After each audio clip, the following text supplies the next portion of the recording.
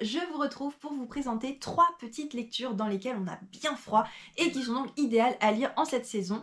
Direction du coup la Norvège, l'Arctique et le Tibet, c'est parti! Pour tout vous dire, j'ai eu l'idée de cette vidéo parce que j'avais prévu de lire Briser en nous la mer gelée d'Erik Orsena, publié chez Folio. Et j'étais persuadée que j'allais adorer ce roman parce qu'il me faisait de l'œil depuis super longtemps, donc je m'étais dit, bah impeccable, je vais ouvrir la vidéo avec ce roman et puis ensuite je présenterai les autres livres que j'ai décidé de vous présenter. Sauf que j'avais pas du tout prévu que ça allait être une très très grosse déception. Voilà, je l'ai abandonné au bout de 150 pages, donc je ne vais clairement pas vous le présenter, hein, voilà. Si vous voulez connaître un peu le pourquoi du comment, je vous laisse en barre d'infos le lien vers la chronique de mon blog. Parce que oui, mon blog a repris du service, je l'ai complètement refait, donc voilà, que ce soit pour lire la chronique ou pour voir le blog, si l'envie vous en dit, c'est en barre d'infos. Et puis bah, du coup, concernant cette vidéo, on va passer à des livres qui m'ont bien plus convaincue. On commence donc avec un classique de la littérature norvégienne du XXe siècle, Un palais de glace de Tarjei Vesaas, publié chez Babel Actes Sud, dans lequel on va suivre 2 petites filles. On est en plein cœur de la Norvège. Alors il est dit en automne. Concrètement, l'heure automne pour nous c'est l'hiver, hein, parce qu'il fait quand même très très froid avec de la neige et tout ça. Et ces 2 petites filles, elles vont sceller un pacte d'amitié comme on peut le faire hein, à cet âge-là. Sauf que le lendemain, il y en a une des 2 qui va disparaître et donc tout le monde va partir à sa recherche dans ce froid intense.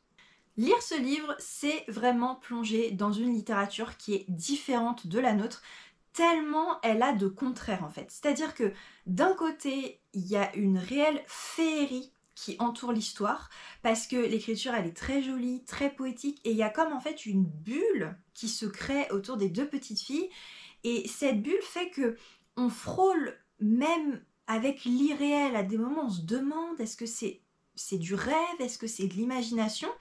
Et du coup, eh ben, de l'autre côté, ça crée un effet étrange et même assez dérangeant.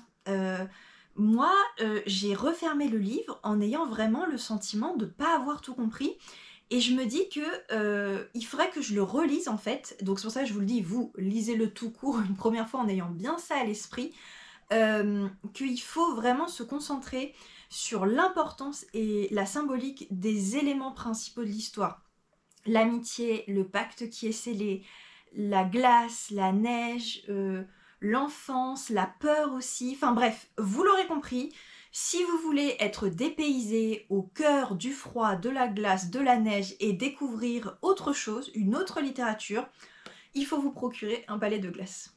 Je me rends compte que j'ai pas arrêté de vous dire un palais de glace et c'est LE palais de glace. On passe maintenant à un livre dont je pense tout le monde à peu près a entendu parler parce qu'il y a aussi eu un film, un livre illustré. C'est La Panthère des Neiges de Sylvain Tesson, publié chez Folio, qui est ni plus ni moins qu'un journal de bord que l'auteur a tenu quand il a été dans les hauts plateaux du Tibet avec le photographe animalier Vincent Munier pour tenter d'apercevoir une panthère des neiges. Ils étaient accompagnés de la femme de Vincent Munier et d'une autre personne, et en fait tous les 4, ils ont arpenté ces paysages enneigés et attendu très longuement pour tenter d'apercevoir cette panthère. Ce récit, il est assez fascinant parce qu'il nous plonge vraiment dans le silence absolu, mais absolu, qui règne à cette altitude et dans des conditions de vie assez dingues liées à l'attente en fait, dans le froid, dans la neige. Et Sylvain Tesson, il a une plume, moi, que je trouve vraiment sublime et qui nous transmet en fait parfaitement ça. On est complètement immergé dans cette ambiance. En plus, on voit passer aussi plein d'autres animaux. Donc vraiment, si c'est ce genre de choses que vous recherchez, mais foncez. Foncez quand même, il y a un mais, à la condition que vous soyez sensible au style contemplatif. Et même plus que contemplatif, je dirais au style un peu digressif, parce que Sylvain Tesson, il aime faire des digressions pour nous faire part de tout un tas de pensées qui lui viennent, en même temps qu'il nous raconte ce qu'il a à nous raconter. C'est vrai que moi, à titre personnel, je trouve que c'est assez dommage parce que ça casse un peu le truc. Moi, j'avais envie d'être vraiment à 100% dans l'ambiance, mais c'est le style de Sylvain Tesson en fait. Donc on aime ou on n'aime pas. Moi, je sais que j'ai pu feuilleter en fait en librairie le livre illustré. Les photos de Vincent Munier apportent vraiment quelque chose et qui peut-être peuvent contrebalancer justement ces digressions, parce que là on est ce qui pourrait manquer au niveau de l'écriture en fait est contrebalancé par ce qu'on voit. Et puis il y a aussi le film que je n'ai pas vu, mais là j'imagine que ça apporte encore une autre dimension. Donc clairement ça reste quand même un récit vraiment très sympa à lire, donc je pense qu'entre les 3 supports, vous pouvez forcément trouver votre bonheur pour découvrir un petit peu cette Panthère des Neiges. Et enfin, on termine avec Deux pierres et d'os de Bérengère Cournut, publié chez Le Tripode, qui nous fait découvrir la vie d'Uxuralek, une jeune Inuit qui va être séparée de sa famille à la suite d'une fracture de la banquise, et qui va donc devoir se débrouiller seule pour survivre avant de trouver d'autres Inuits. Ce roman, il nous fait vraiment plonger dans la culture et les rites des Inuits. Il y a une spiritualité, une magie qui sont très importantes.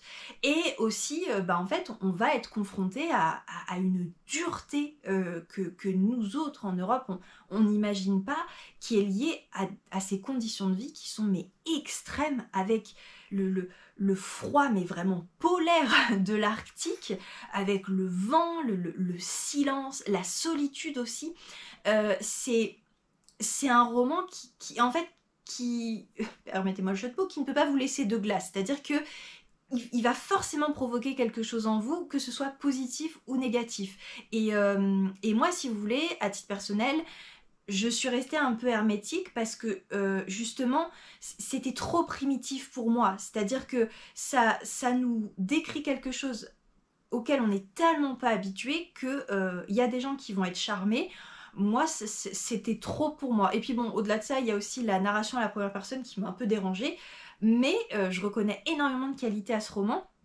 Il a énormément d'avis élogieux, donc c'est vraiment pour moi on-off, mais clairement, si vous voulez être bousculé, dépaysé à 200%, et si vous voulez lire quelque chose que vous n'avez encore jamais lu, ah bah Deux pierres et d'os sera fait pour vous. Voilà, ce petit voyage au cœur de l'hiver est terminé. J'espère qu'il vous aura plu. N'hésitez pas en tout cas à me conseiller des livres que vous avez aimés et qui se passent pareil dans le froid, dans l'hiver, dans la glace, la neige, tout ça. Ça me donnera des idées de lecture pour l'année prochaine, et puis même pour ceux qui liront les commentaires. Sur ce, écoutez, je vous dis à très vite dans une prochaine vidéo. Hasta luego!